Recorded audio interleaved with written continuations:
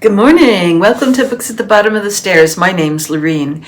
I'm going to do an unbagging for you. It's sort of like a book haul, except it's from multiple places. And these are more books from the heart, if that makes sense. It's I don't think too many are like on a to-do list related to book clubs or anything. So it's a bit more of a spontaneous conglomeration of books that I am looking forward to reading in the next few weeks, except for this one.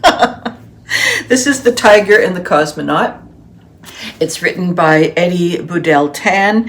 It's shortlisted for the Giller Prize, and usually I run in the opposite direction when it comes to the Giller Prize, but Reading Across Canada Book Club has it for our January read, and because it is a finalist, there's like a bazillion holds on 4 books at the library. You know, it's like I appreciate that the libraries have got budgets. I mean, yeah, okay, everybody has a budget, and I think what they're not doing, and it would make sense to me if they did, is they were to have some sort of a relationship with the publishers so that when the Giller finalist, maybe not the long list, but the short list, at any rate, short list is announced, that they get free copies from the publishers. Now, I have no idea what the relationship is with the publishers, but they're just not enough, because in the city of Halifax, there's way more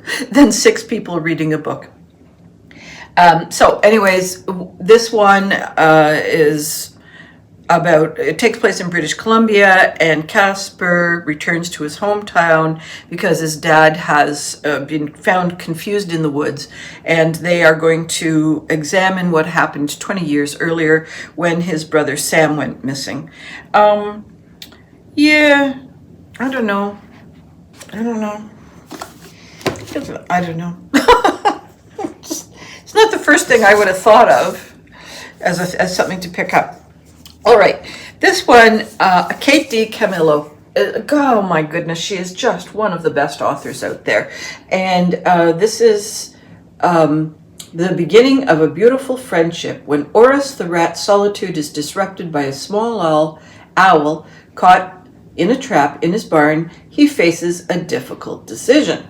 So it's beautifully illustrated by Carmen Mock, and yeah, I just because it's Kate DiCamillo, that's why I purchased it. Of course, it's for younger readers. It's an early chapter book, and I have no preconceptions going into it, except that if it's a Kate DiCamillo, it is going to be excellent. And I'm going to save this for Christmas Day. That's perfect. Perfect for, sometimes I don't know, can't say whether I'm getting anything special for Christmas this year, because everybody told me not to buy books. I don't know whether they're going to buy me books, but usually there's 1 or 2 things under the Christmas tree that are quite enchanting. Okay. City of Light, City of Poison, Murder, Magic, and the First Police Chief of Paris by Holly Tucker. This is just a spontaneous get from the library choice. Is that working without the glare? There we go. And it's going to be what it is. It's a serious, meticulously researched work of nonfiction. Oh my goodness, the printing is really small. Uh-oh. That might not bode well. But it's supposed to be a really good series. I think that's why I picked it up. I was looking for some... Well, it's nonfiction. I did say those words, didn't I? But why on earth would I pick up a nonfiction about detective stuff in Paris? What was I thinking? Oh, well, let's find out. I guess probably the magic part grabbed my attention. I wonder why. So I'm not going to question it. I have this philosophy. If it's in the library on the holds pile, don't question it. Just get it and see what happens. Now, I did read one of these books in the middle of the series. To Say Nothing of the Dog was the title of the book. But enjoyed it so much, but what I did was I went back to the first book, which was not in the library, and so I made a spontaneous purchase. This is Doomsday Book by Connie Willis, and it is the first in the Oxford Time Travel series. It's a mystery time travel. There's not really love, but there's possible lust in here, I think, which is, I think way healthier. Like, I was saying about romances, you can't fall in love with everybody you meet on the way to the ice cream store. So anyhow, these protagonists travel back in time to figure out either they're retrieving an artifact or they're trying to protect someone that really needs to be protected so that, catastrophes further on down the road don't happen. And so I will see. I really did enjoy, to say nothing of the dog, and I do think you could read that one anyhow, I think you could read out of order. All right. Just came back from the library minutes ago, and I have got a little project that I'm back in the studio. I'm being more effective in the studio, and what I wanted was some suggestions around embroidery. And so I picked up Stitches from the Garden, and written by Kathy Schmitz, and hand embroidery inspired by nature, and it's through Patchwork Press, Martingale. But why does Patchwork come into it? Maybe that's her company. Anyhow, they're really sweet little, let me see if I can get a decent image for you. Decent little embroidery projects, which I'm not really that interested in, but just a lot of my stitching has got garden or nature or, and they're abstracted. And what I do like is to throw in, I can't find a decent picture. What does that mean? I like to throw in little details, and I can't always think creatively when it comes to what's next, so I'll think, oh, I need a fence, but there she's got a fence. And so what I do is I take these images and I add them to my sketchbook, and then in the notes in the sketchbook I attribute the book and the artist. So if something gets used in the future, then I know where it was, and I make sure to amend it a little bit so that I'm not stealing, but it's an inspiration point, not a copying point. And there's just something nice going through a book. I don't know if you guys do this, if you're people who knit or crochet or something. It's just something fun to grab 4 or 5 from the library over Christmas. I'll either grab a handful of knitting magazines or a couple of knitting books or so on, and I have no intention of doing anything that I'm seeing, but it's just soothing and calming. And you can do it with could go up into the science section too. They've got some pretty amazing photographies. That was just the postman, so I had to interrupt so Steve could squeeze through the door to get it all. Magazine Soothing Science. Pop up to the nature section or the travel section, and just get a whole pile of books that you've got no intention of realizing their potential. So travel to Istanbul, go for it. Next, these are the things that I say. If you see that on a book when you're at the library, you had some intention. There was something on your mind when you put it in play. Okay, so Kevin Sands, I talked about that a little bit last week or the week before, where Kevin Sands did a really good series that had an apothecary apprentice, and there was about 5 or 6 books in the series, and I really enjoyed them. They take place in medieval times. There's some magic involved. There's some I think those boys got up to an explosion at least once, if not twice, every book. And it was around, I think that there was something or somebody who was trying to kill off all the apothecaries in the city, and so this young apprentice is on the trail of solving things. And each book had a slightly different adventure, but it was all geared towards the same evil fella.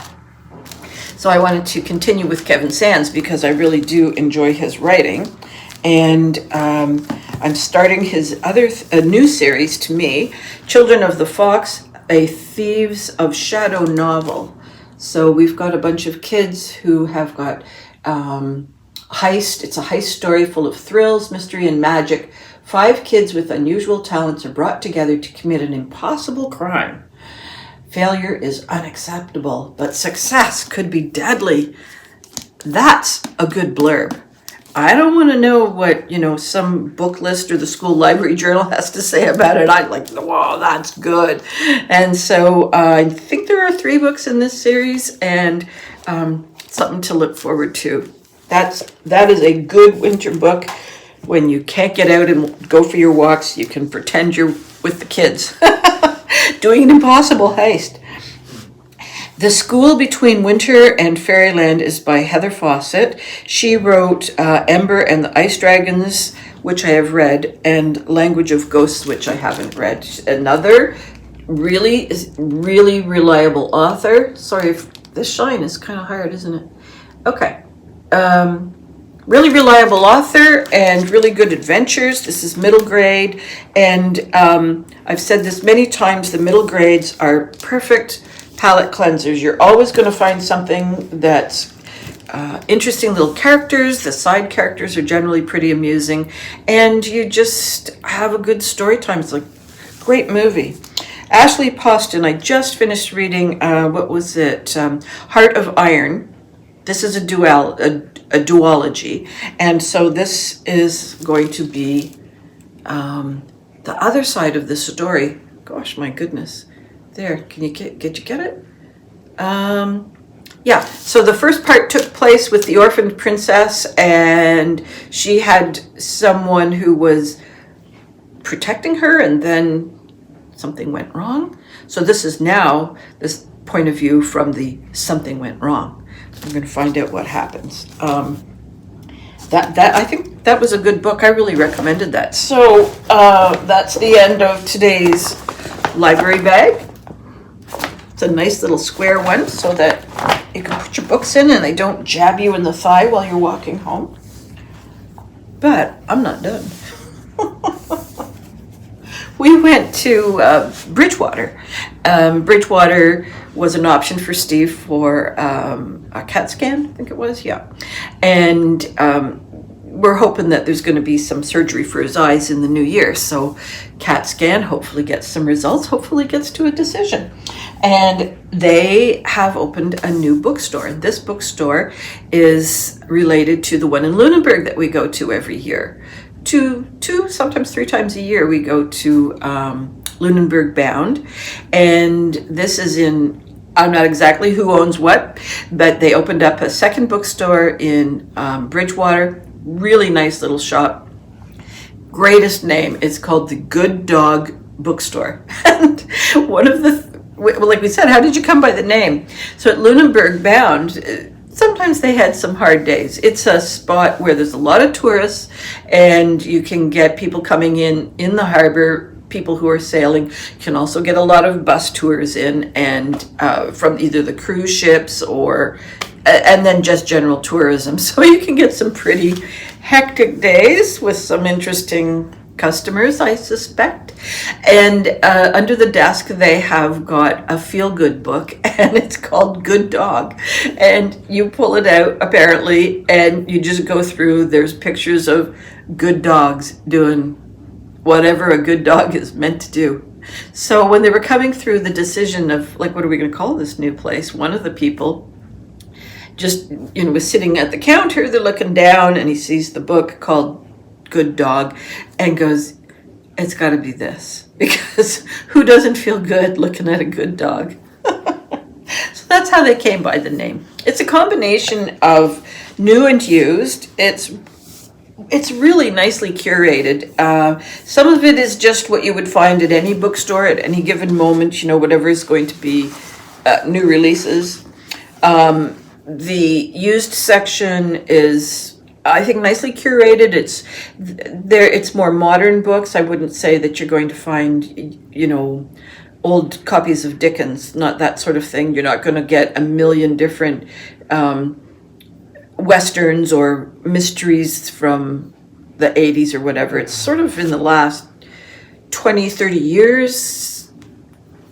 Plus, there's a French section, and what's nice is they've got new releases for young people and young adults, but they've also got a used section, new releases in French, a used section of French. And so it's also really prettily located. So there's a couch underneath this big picture window, and you can plop into the couch and look over the Le Have. No, that's not the Le Have. It is the Le Have River, which is really a nice river. And if you're looking for sailing adventures, coming up the coast to Nova Scotia, that river is a really nice one. Okay, so one of the things that I have been waiting for, you talk about books that you anticipate, and quite often we'll get some YouTubers who are going to talk about my most anticipated reads for the coming year, so on, based on new releases. Well, I don't know how many years ago this book was released. Let me look it up.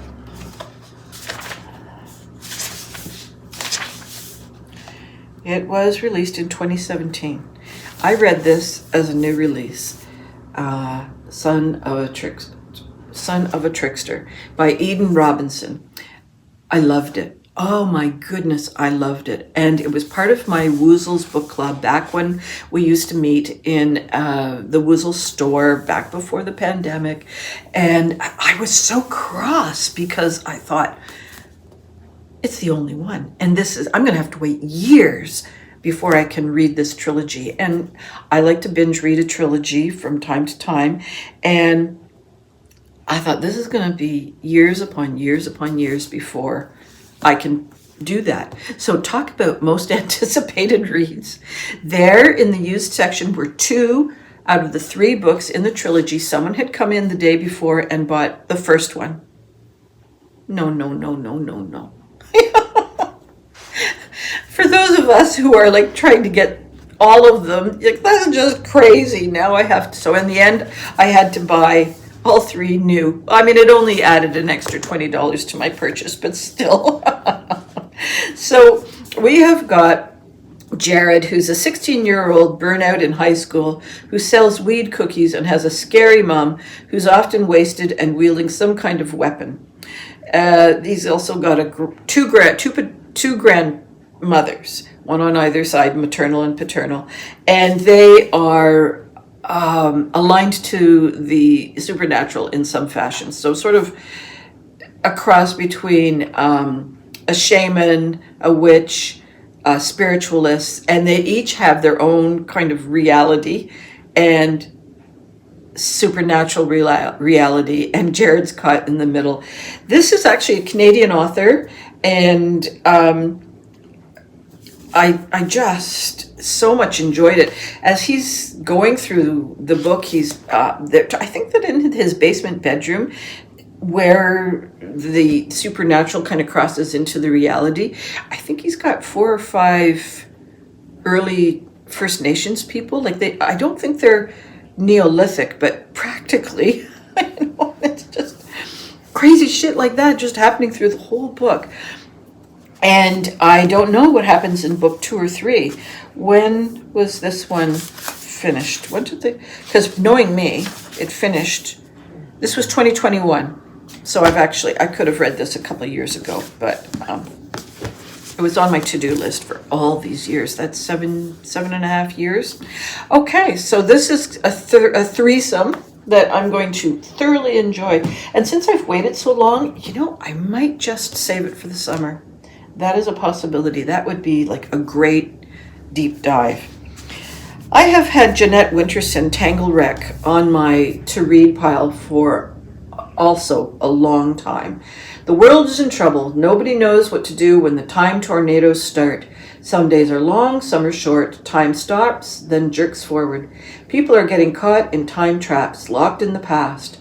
And Silver, lives with her bony, bad-tempered aunt, Mrs. Rockaby, and hears strange stories. So she gets involved through time and space in search of the timekeeper. Do not know if this is a series or not, but Jeanette Winterson is also a really reliable author, and yeah. So again, this is like picking it up because I enjoyed other books. Then, oh, this is one Steve picked up. I picked up all those books. He contained himself to one book. And what is it? The Ferryman and His Wife by Frode Greyton, I think, translated by Alison McCullough. And where does it come from? A Norwegian author, and it's a quietly epic journey.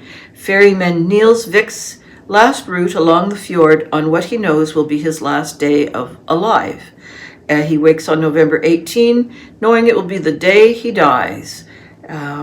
And let's just leave it at that. It sounds interesting. I hope he doesn't sink in his boat. I don't like when people drown in their boats. Okay, two spontaneous, I saw it, I had to have it books. The Capital of Dreams by Heather O'Neill, who I read her Lullabies for Little Criminals, loved it. I think it's like one of the best Canadian books I have read. That's contemporary. I mean, I've read some good classics too, and then I've read a bunch between the 50s and 90s, I guess. This book by Heather O'Neill, I think, is absolutely one of the best books. So I wanted to see what else she's been up to, because I kind of forgot. I think The Lonely Hearts Hotel, was that the one that was her biography? I'm not sure. Anyways, I'm just on a Heather O'Neill kick. And The Capital of Dreams is a novel. Oh, thank goodness, because I don't like a biography. Sophia Bottom lives in a small country that Europe has forgotten, but inside its borders the old myth of trees that come alive and fairies who live among their roots have given way to an explosion of the arts. The capital is under threat. Clara turns to Sophia to take her new manuscript, Clara's the mom, Sophia's the daughter, to the safety on the last train evacuating children from the city. But the train draws to a halt, and the kids all have to run away. And so Sophia's on her own in the woods with this manuscript of her mom's that she's supposed to get to safety. Kind of weird, Mom. What's more important, the daughter or the manuscript, or are you just a really good opportunist? So I guess we'll find out. The last one I picked up, entirely based on the cover and the title, The Bookshop at the Back of Beyond by Amy Sparks. I didn't even read the back to find out. So we're finding out together. A hidden key, a shop of secrets, a turnip that bites back. The land of beyond is a place of extraordinary magic, with shops selling everything from powerful potions to books full of adventures. But Nine and the gang don't have time to explore. They're here to find just one thing, their friend Professor Dish, who's being taken captive by a very unpredictable witch. And it's the next one in the series is The Lighthouse at the World's End. And it too, well, you can't see it, it's way too small, but it too has a really, really fun cover. So, no idea. It was entirely, what is that, last minute impulse buy. If it was a chocolate bar at the counter while I was checking out, I would have bought it also. So, those are some of the things that are going to be added to this pile. Or, you know what I might do? Because this pile is sort of, it's a multiple of books from 2 summers ago, a couple of impulse buys, but it's like there's nothing just kind of about it. These are all, I think I'm just going to leave them all right here and just enjoy the next few weeks. Go completely on impulse reading. I'll leave that one set for the summer. And I do have to read a couple of book club books in the next few weeks, but I'll do it fast. I I don't know if I'm going to be here next week or not. I have no reason not to, but it just depends on what's happening. So next time will be just after Christmas, I think. Yeah. Anyways, I might not. If you don't see me, don't worry. I'm not gone anywhere. I'm probably reading. And I hope all you have a good Christmas or whatever you do, and that you're not shoveling. I think that's really important. I really hope you don't have to shovel. So I hope all your reading dreams and adventures continue to come true, and I will see you eventually. Bye-bye for now.